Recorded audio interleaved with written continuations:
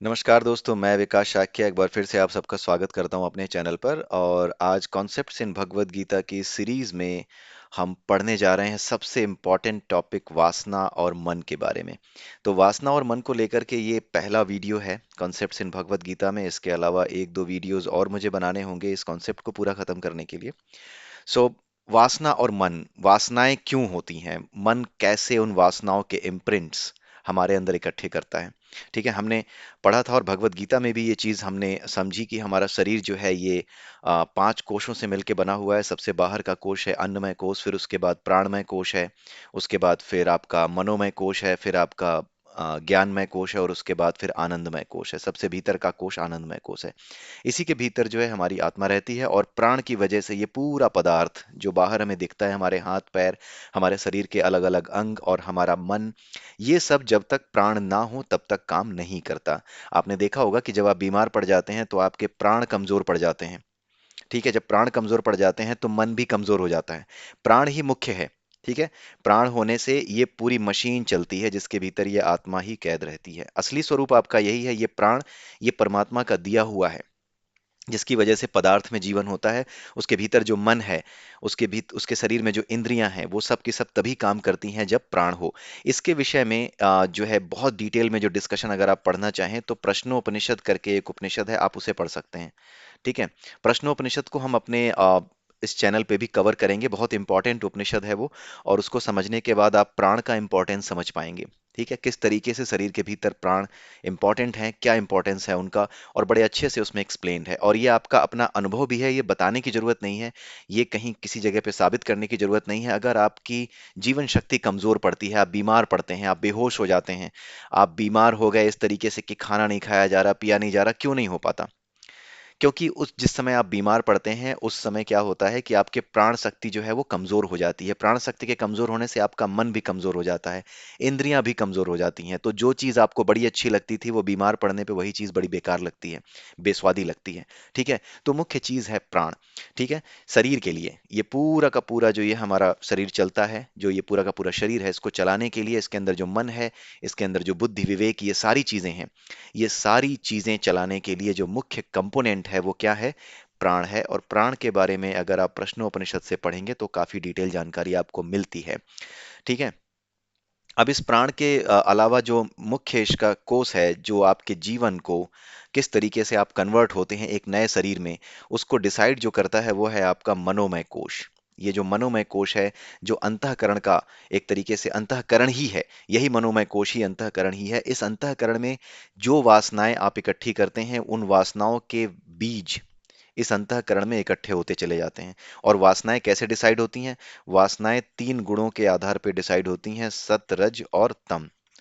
इसके बारे में चैप्टर नंबर 17 18 भगवत गीता में आप पढ़ चुके हैं। चैप्टर नंबर 14 में भी सतरज और तम, इन तीन गुणों के आधार पर मनुष्य का स्वभाव कैसे बदलता है, किस प्रकार से वो एक्टिविटीज करता है। सतरज और तम के प्रभाव में जो व्यक्ति होता है, सत के प्रभाव वाला व्यक्ति कैसे बिहेव करता है, रज के प्रभाव वाला कैसे बिहेव करता है, तम के प्रभाव वाला कैसे बिहेव करता है, ये सारी बातें हमने डिस्कस की हैं भगवत गीता में ही। ठीक है, तो ये सत, रज और तम के प्रभाव में जिस तरह की वासना करता है, उसी तरह के वासना के बीज जो उसको अटैच करते हैं। वासना कुछ और नहीं होती, अटैचमेंट का ही दूसरा नाम है वासना।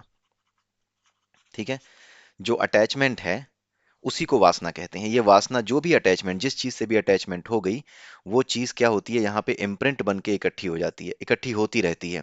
और ये जब इकट्ठी होती है तो आपकी जो मनोमय कोश की पूरी जो एनर्जी है, इस एनर्जी को कन्वर्ट करती है, अलग फ्रिक्वेंसी लेवल पर ले जाती है। और जब अलग फ्रिक्वेंसी लेवल पर ले जाती है तो आपकी जो एनर्जी है, जो कि आपकी मेन एनर्जी है, आपकी जीवात्मा की जो एनर्जी है, जो कि आपकी आत्मा की ऊर्जा, और आपकी जो जीवात्मा में जो मनोमय कोश है, इसमें जो वासनाएं हैं, उसकी ऊर्जा, उससे मिल करके एक रिजल्टेंट एनर्जी जनरेट करती है। वो रिजल्टेंट एनर्जी जिस तरह के मैटर में, जिस तरह के मटेरियल में सबसे ज्यादा अच्छे तरीके से रिप्रेजेंट हो सकती है, जो उसके लिए सुटेबल है, वही बॉडी या वही मैटर उसको मिल जाता है। As soon as this body, outside this body, जो बाहर का जो बॉडी है, जिसको हम अन्नमय कोश कहते हैं, जब ये मर जाता है तब, जब ये खत्म हो जाता है तो ये फिर भी रहता है, ये भीतर का भाग, ये प्राण से लेकर के, ये प्राणमय कोश से लेकर के ये यहाँ तक सब कुछ, ऐसा ही रहता है, ये पूरे चार कोश उड़ जाते हैं, ये चले जाते हैं, ये ट्यून हो जाते हैं उस जगह पे जहां पे इस वासना के अनुसार, जैसी वासना है इस वासना के अनुसार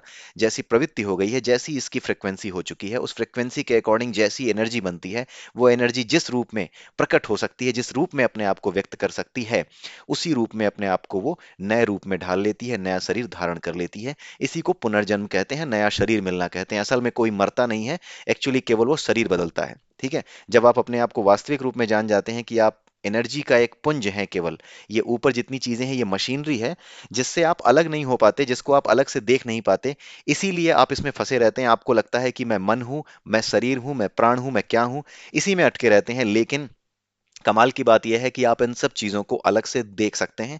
प्रैक्टिस होती है इसकी भी, इसके भी अभ्यास किए जाते हैं। किस तरह के होते हैं वो बड़ा ही डिटेल विषय है, लेकिन हाँ, एक जो हमारा बेसिक अंडरस्टैंडिंग है वो हम यहाँ पे बनाने की जरूर कोशिश करेंगे। और मैं आपसे ये रिक्वेस्ट करूंगा कि ये वीडियो, आपने बाकी की वीडियो शेयर की हो या ना की हो, लेकिन ये वीडियो और इसके बाद जो वीडियो आएगी, ये वीडियोस अधिक से अधिक लोगों तक शेयर करें। ठीक है, ये वो चीजें हैं जो कि बड़ी मुश्किल से कहीं से मिलेंगी आपको। ठीक है, ये जो चीजें हैं ये बड़ी स्टडी के बाद और बड़े अनुभव के बाद, ये हनुमान जी की वार्ता है, वहां से भी लिया गया है, भगवत गीता से तो लिया ही गया है।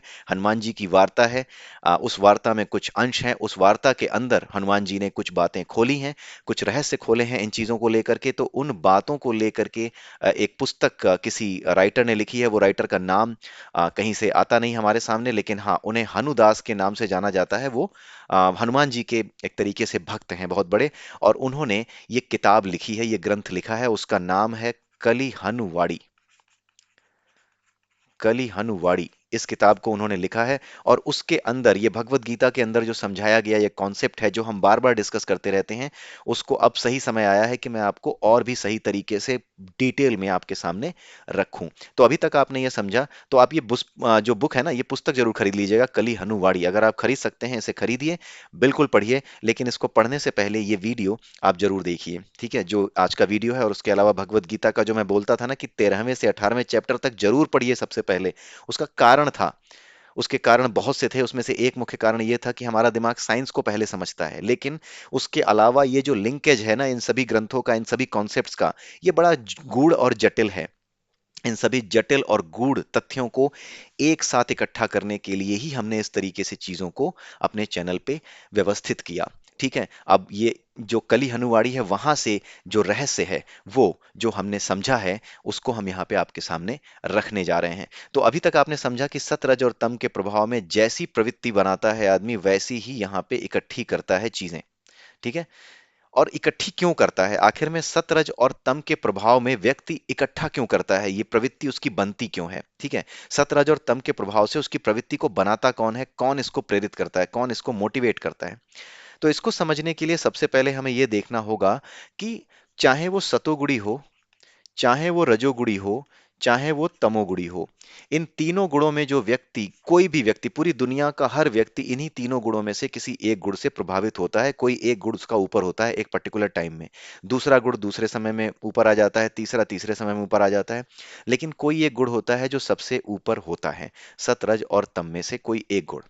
ठीक है, तो जब सतरज और तम में से कोई एक गुण ऊपर होता है, तो ये उस तरह की भावना में अपने काम करता है जिस तरीके से ये अपने आप को पूर्ण कर सके। एक्चुअली में हर जीव, चाहे कोई भी हो, वो अपने आप को क्या करना चाहता है, पूर्ण करना चाहता है। पूर्ण क्यों करना चाहता है, क्योंकि वो पूर्ण का अंश है। ठीक है, पूर्ण का अंश, ऐसे समझ जाइए कि पूर्ण, आप अग्नि समझे, तो पूर्ण का अंश आप क्या समझ सकते हैं, चिंगारी समझ सकते हैं। तो जो कुछ पूर्ण है, अग्नि है, वही चिंगारी है। यानी चिंगारी भी उतनी ही बड़ी आग पैदा कर सकती है जितनी बड़ी अग्नि खुद है। तो अग्नि और चिंगारी में तत्व के स्तर पे कोई अंतर नहीं है। इसी वजह से, क्योंकि हम परमात्मा के अंश हैं, जो मेन एनर्जी है, जो सुप्रीम एनर्जी है, हम उसी के अंश हैं, और वो सुप्रीम एनर्जी अपने आप में पूर्ण है। अब हम क्योंकि उसी पूर्ण का एक अंश हैं, इसी वजह से, क्योंकि वो पूर्ण है, इसी वजह से हम पूर्णता को प्राप्त करना चाहते हैं। लेकिन पूर्णता को प्राप्त करते समय हमारे सामने चैलेंज ये आता है कि हमें मन दे दिया गया है, हमें इस मनोमय कोश को दे दिया गया है, और ये मनोमय कोश क्या करता है, सत रज और तम इन तीन गुणों से रिएक्ट करता है। जब रिएक्शन करता है तो ये क्या करता है, रिएक्शन क्यों करता है, तब कर्म उत्पन्न होते हैं। जब वो रिएक्शन करता है तभी कर्म पैदा होते हैं। सतोगुणी व्यक्ति क्या चाहता है, सतोगुणी व्यक्ति अपने काम को लेकर के बहुत फोकस्ड होता है, वो अपने काम में ही लगा रहता है। अगर वो ज्ञान प्राप्त करता है तो ज्ञान प्राप्त करने में लगा रहेगा, साइंटिस्ट बन जाएगा, गायक बन जाएगा, लेखक बन जाएगा। अगर वो भक्त है तो भक्ति में ही लगा रहेगा। अगर वो किसी विशेष प्रकार की विद्या या किसी विशेष प्रकार के खेल में लगा हुआ है तो उसी में जो है अपने आप को डुबो देगा। तो बेसिकली जो वो काम है ना उसका, वो काम इतने अच्छे तरीके से करता है कि बाकी चीजें, जैसे उसके भौतिक जीवन में जो भी उसकी इच्छाएं होती हैं, लालसाएं होती हैं, बड़ा घर, बड़ी गाड़ी, ये सारी चीजें उसको सोचनी नहीं पड़ती, उसे सारे भौतिक सुख अपने आप मिलते हैं। बेसिकली वो परफेक्ट होता है, परफेक्शन होती है उसके अंदर, इसलिए सफलता उसके पीछे आ जाती है। ठीक है, ये सतोगुणी व्यक्ति के लक्षण होते हैं, जो मेहनत करे, अपने काम में पूरी तरह फोकस रहे और काम से ही अपने जीवन में सारी सुख सुविधाएं इकट्ठी कर ले, उसकी चिंता ना करे, सुख सुविधाओं की चिंता ना करके अपने काम की चिंता करे, तो भी उसके पास सुख सुविधाएं आ जाएंगी, क्योंकि वो परफेक्ट बना लेगा अपने आप को उस काम में। तो ऐसा आदमी क्या करता है, अपने काम में ही संतुष्ट रहता है, अपनी बुक लिखने में, अपनी किताबें लिखने में, अपनी बातें करने में, ज्ञान प्राप्त करने में, अपनी रिसर्च में, उसी में खुश रहता है। तो उसमें खुश रहते हुए उस खुशी के भाव से, उस सुख के भाव से बंध जाता है। तो बंध ये भी जाता है। तो यही जो बंधने का भाव है, यही अटैचमेंट है सतोगुण का। रजोगुण का क्या होता है, ये सतोगुण का थोड़ा उल्टा है। आप ऐसे देख लीजिए कि सतोगुणी काम पे फोकस रखता है, बाकी चीजें, मेटलिस्टिक चीजें अपने आप आती हैं। ये क्या करता है रजोगुणी, ये काम को सेकेंडरी रखता है, और जो दूसरी चीजें हैं, मेरा घर, मेरी गाड़ी, एक सुंदर सी बीवी, एक बड़ा अच्छा हस्बैंड, सुंदर दिखने वाला हस्बैंड, दो चार छोटे छोटे बच्चे, तो ये सारी जो अच्छी अच्छी चीजें जो कि अट्रैक्ट करती हैं, जो कि सतोगुणी को अपने आप मिलती हैं, ये उनके पीछे भागता है और काम को सेकेंडरी रखता है। ये उतना ही काम करता है जितने में ये चीजें पूरी हो जाएं। अगर ये नहीं पूरी हो रही तो ये काम करना बंद कर देता है, ये काम ही बदल देता है या नौकरी बदल देता है, जो भी है। Most of the people in this world are रजोगुड़ी। रजोगुड़ी ही होते हैं, मेटलिस्टिक जिनको कहा जाता है। Most of the people are materialistic. ठीक है, वो रजोगुड़ी ही होते हैं। तो रजोगुड़ी का फोकस अपने आप को सांसारिक उन्नति करते हुए देखना है, अपने आप को मेटलिस्टिक डिजायर्स पूरी करते हुए देखना है, लेकिन काम को वो सेकेंडरी रखता है। काम उसके लिए सेकेंडरी होता है, उसके लिए मेटलिस्टिक डिजायर्स प्राइमरी होती हैं। और जो तमोगुड़ी होता है, वो क्या होता है, किसी भी तरीके से किसी नियम को वो नहीं मानता। वो क्या करता है, वो सिर्फ और सिर्फ अपने आप को इंद्रियों के लेवल पे रोक के रखता है। जीभ का स्वाद, ठीक है, कोई दारू दे दे, कोई मुर्गा दे दे, 50 रुपए उसको दे दे और कह दे कि किसी की जेब काट ले, जेब काट ले, या किसी का गला काट ले, 1000 रुपए दे देंगे, दारू मुर्गा भी दे देंगे, ठीक है, तो वो काट आएगा। तो उसे सिर्फ और सिर्फ अपनी इंद्रियों से लेना देना होता है, इंद्रिय सुख से लेना देना होता है। ऐसे आदमी का एक सिंपल सा एग्जाम्पल है कि इसे पैसा मिला तो ठीक है, पैसा मिल गया ना, अगर आज उसने पैसा कमाया और कल सुबह के लिए या कल के लिए पैसा है ना, तो हो सकता है कल ये काम ना करे, ये सुबह कल उठ करके जा करके सीधे दारू के ठेके पर एक दारू की बोतल लेगा और सुबह 9 बजे 8 बजे जब दुनिया काम करना शुरू करती है, तभी ये पी करके पलट जाएगा वहीं पे दुकान के सामने। ये तमोगुणी होता है। मैंने आपको एग्जाम्पल दे दिया, भगवत गीता में इसके लिए हमने बड़े डिटेल में एक्सप्लेनेशन इसकी दी हुई है, लेकिन यही होता है, यही सतरज और तम गुण के प्रभाव में ये चीजें होती हैं। अब होता यह है कि ऐसा होता क्यों है, किस लिए ये अटैचमेंट क्रिएट होती है। उस अटैचमेंट के क्रिएशन का कारण है पूर्ण का होना, पूर्णता की इच्छा का होना। क्योंकि हर जीव, चाहे वो कुत्ता, बिल्ली, एक शराबी, एक कबाबी, एक कातिल, कोई भी हो, वो सब के सब उसी एक पूर्ण के, यानी उसी एक सुप्रीम एनर्जी के अंश हैं, यानी उसी एक परमात्मा के अंश हैं। क्योंकि हम उसी के अंश हैं, तो जैसा वो है वैसा ही हम होना चाहते हैं। ठीक है, हमारे साथ चाहत जुड़ जाती है। क्यों? क्योंकि हम बंद हो जाते हैं कमरे के भीतर। कौन सा कमरा? ये शरीर, ये कमरा है, इसके भीतर बंद हो गए हैं। अब इसी के सहारे हम पूर्ण होने का प्रयास करते हैं। अब देखते हैं जो पूर्ण होने का प्रयास है वो सतोगुणी को किस तरीके से बांध देता है, ये हमने समझा। ठीक है, तो जब सतोगुणी व्यक्ति अपने आप को क्या करता है, अटैच कर लेता है अपने काम से, तो उस काम को लेकर के उसको ये लगता है कि मेरा अगर काम पूरा हो जाए, या मैं इसमें जो कुछ भी खोज रहा हूँ, जो कुछ भी लेबोरेटरी में बैठ करके मैं नई नई खोजें कर रहा हूँ, जो वैज्ञानिक अनुसंधान में कर रहा हूँ, जो भी साइंटिफिक रिसर्च में कर रहा हूँ, जब इस रिसर्च में मैं बहुत बिल्कुल टॉप लेवल पे पहुंच जाऊंगा, बिल्कुल ऐसा कुछ नहीं रह जाएगा जो कि बिल्कुल टॉप की चीज होगी, उसके आगे कुछ नहीं होगा, जब मैं उसे जान जाऊंगा, तो मैं पूर्ण हो जाऊंगा। उसके लिए पूर्णता की परिभाषा ये है। हर किसी के लिए पूर्णता की परिभाषा अलग होती है।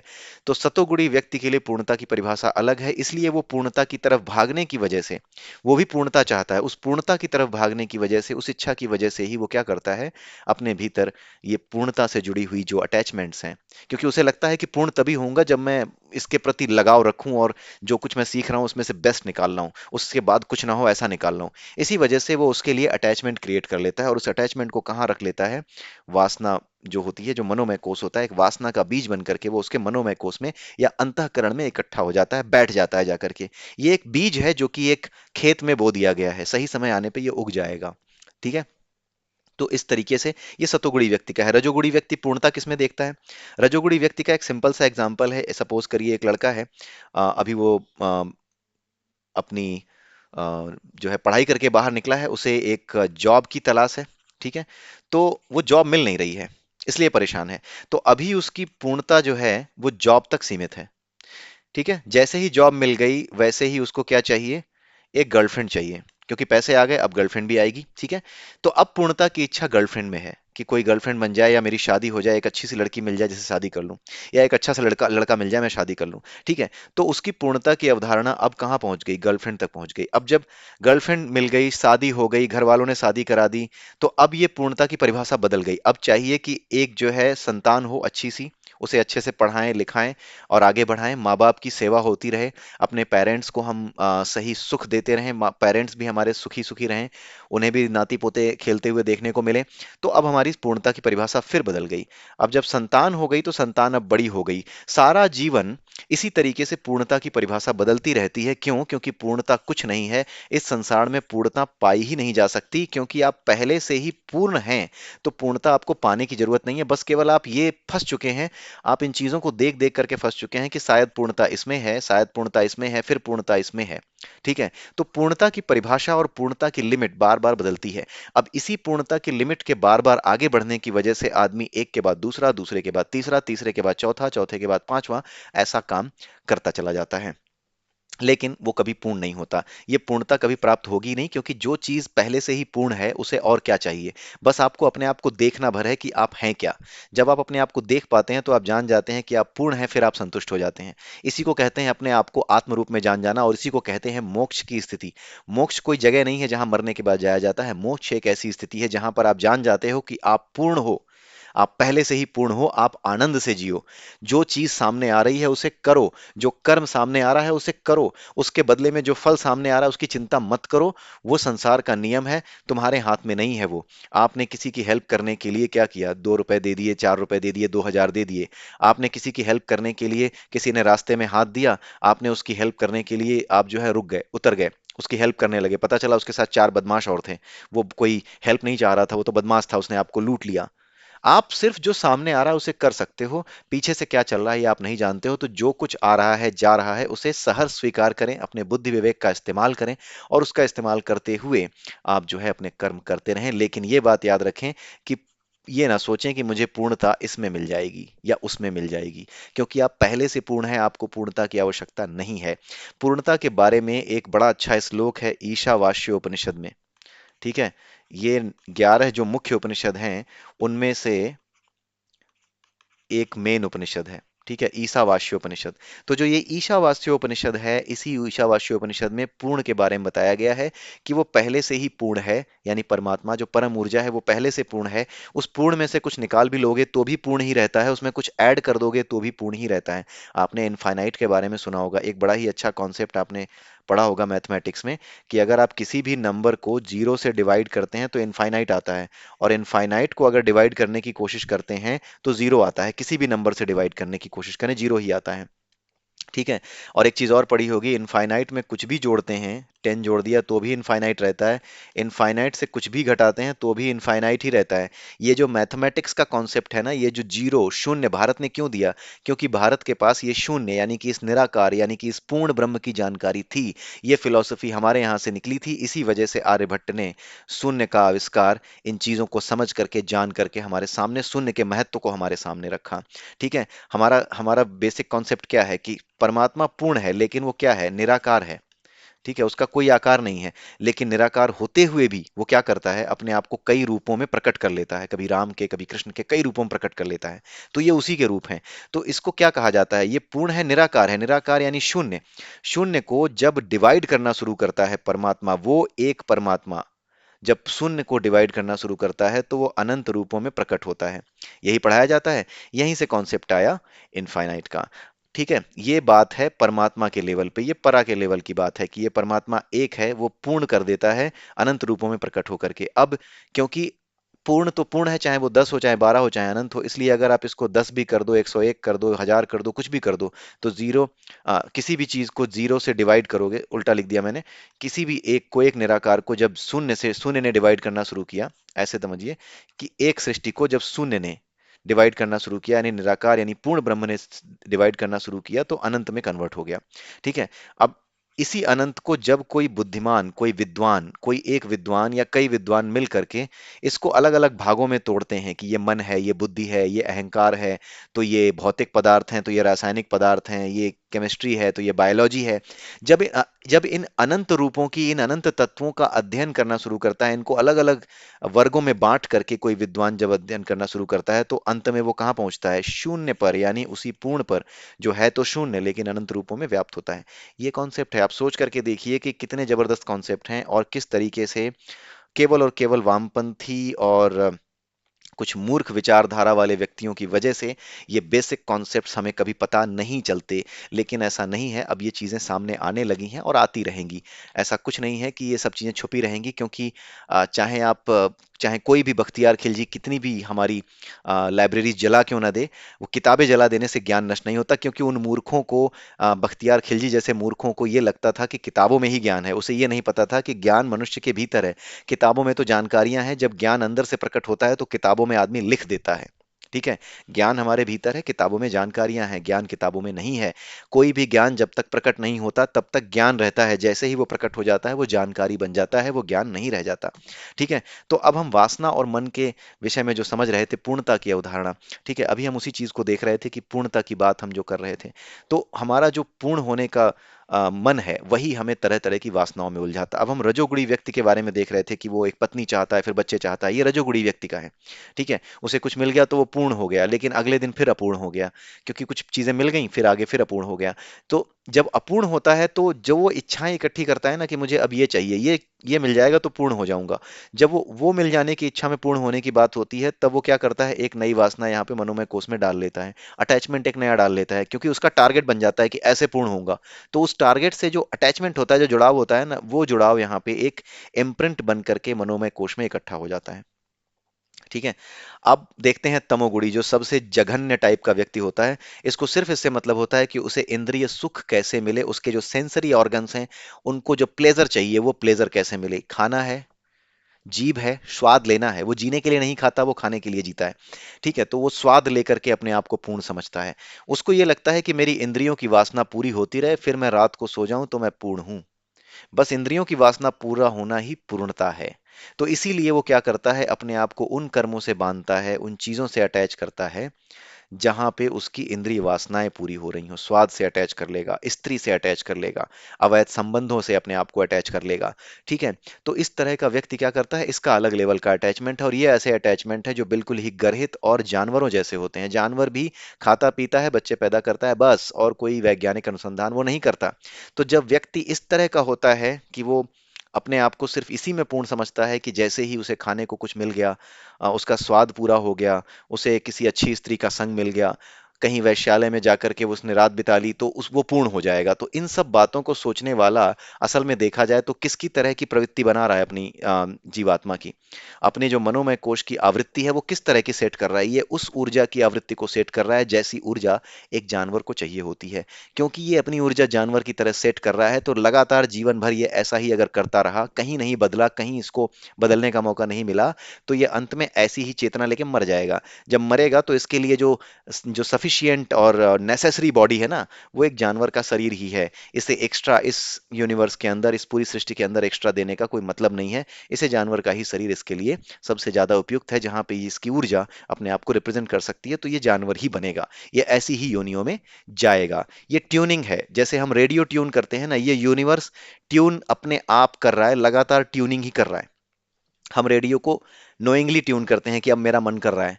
उसी तरीके से परमात्मा का मन करता है कि सृष्टि करूं, इच्छा होती है उसकी कि मैं सृष्टि करूं। जब वो इच्छा करता है सृष्टि करने की, तो वो ट्यूनिंग शुरू करता है। जो जहां पे जैसी एनर्जी है, वहां पे वैसे पदार्थ में वो जा करके घुस जाती है, और वैसे जीव उत्पन्न हो जाते हैं। ठीक है, ये चीज होती है। अब आप खुद देखिए, अब जब कोई माँ बनने वाली होती है स्त्री, तो ऐसा तो है नहीं कि हाँ, उसके हाथ पैर अपने बच्चे के वो खुद बनाती है। नो, ये पूरा यूनिवर्स, ये पूरी की पूरी प्रकृति खुद उसके गर्भ के भीतर उसके हाथ पैर सिर हर चीज का निर्माण करती है। कोई भी चीज मनुष्य अपने आप वहां पे नहीं पहुंचाता। ठीक है, तो इस तरीके से ये चीजें होती हैं। इस तरीके से ये आप अलग अलग रूपों में व्यक्त होते हो, अलग अलग शरीरों के रूप में व्यक्त होते हो। तो आई होप कि आप ये समझ गए होंगे कि क्यों और किस वजह से आदमी अटैच होता है, अटैचमेंट का कारण क्या है मनोमय कोश में, वासनाओं को इकट्ठा करने का कारण क्या है। कारण सिर्फ एक है, बड़ा ही पवित्र है, कि हम पूर्ण हैं लेकिन हम जानते नहीं हैं। यही हमारा दुर्भाग्य है कि हम पूर्ण तो हैं, लेकिन हम जानते नहीं हैं, इसलिए पूर्णता की तरफ भागते हैं। सतोगुण में रह के, रजोगुण में रह के, तमोगुण में रह के। अब क्योंकि हम पूर्णता की तरफ भागते हैं, तो भागने के लिए हम अपने उद्देश्य निर्धारित कर लेते हैं, चीजों से अटैच हो जाते हैं, क्योंकि हमें पूर्णता चाहिए। हम अलग तरीके से पूर्णता चाहते हैं। जो पूर्णता चाहिए, उस पूर्णता को पाने की वजह से, उसकी इच्छा की वजह से हम अटैच होते चले जाते हैं। और जैसे ही हम अटैच होते चले जाते हैं, वैसे ही हमारा सब कुछ बिगड़ता चला जाता है, हमारी एनर्जी बदलती चली जाती है, और हम इसी चक्कर में, पैदा होने के मरने के चक्कर में फंसे रहते हैं। ठीक है, पैदा होना मरना कोई बुरा नहीं है, बस अपने आप को पैदा होने के बाद ऐसे जीना जैसे कि पता नहीं क्या बोझ लेके जी रहे हैं, ये बुरा है। जीना और आनंद में जीना, दोनों में फर्क है। ठीक है, तो जो आनंद में जीना है वो मोक्ष है। अपने आप को पूर्ण जान करके जीना, ये मोक्ष है। मुझे किसी चीज की कमी नहीं है, जो कुछ है वो सफिशिएंट है। जो कुछ है वो मेरी मेहनत से और बढ़ता चला जाएगा। अपना काम जो है मेरा, अपने लिए कुछ भी आप चुन सकते हैं, जीवन में कुछ भी करने के लिए आप स्वतंत्र हैं, चुन सकते हैं। लेकिन ना तो सतोगुण में रह करके अटैच होइए, ना रजोगुण में। बस उसको एक काम समझ के करिए कि मैं एक विशेष प्रवृत्ति का आदमी हूं, क्योंकि मुझे एक विशेष घर में जन्म मिला है, मैं विशेष परिस्थितियों में पला बड़ा हूं, इसलिए ये विशेष तरीके का कर्म ही मेरे सामने आएगा। ठीक है, इसको एक्सेप्ट करके जो कर्म आया उससे अटैच हुए बिना, अपने आप को पूर्ण समझते हुए उन कामों को करना, यही मोक्ष है। मोक्ष के लिए मरने की जरूरत नहीं है। ये बात बिल्कुल गलत है कि बिना मरे मोक्ष नहीं मिलता। ये बिल्कुल गलत कॉन्सेप्ट है। मोक्ष कोई जगह नहीं है, मोक्ष एक स्थिति है, आपकी मन स्थिति है, जहां पे आप पूरी तरह से स्वतंत्र हैं अपने निर्णय लेने के लिए, जहां पे भय का कोई स्थान नहीं है। ठीक है, ये होता है पूर्णता की अवधारणा। तो यहां पर आज हमने ये समझा कि क्यों वासनाएं इकट्ठी करता है मनुष्य अपने मनोमय कोष में। अगले वीडियो में हम देखेंगे कि किस तरीके से आप ये जान सकते हैं कि किस तरीके से हमारी बुद्धि, हमारा विवेक, हमारे संस्कार और हमारा चित्त, ये चारों चीजें किस प्रकार से इन वासनाओं को खींच करके लाने का काम करते हैं।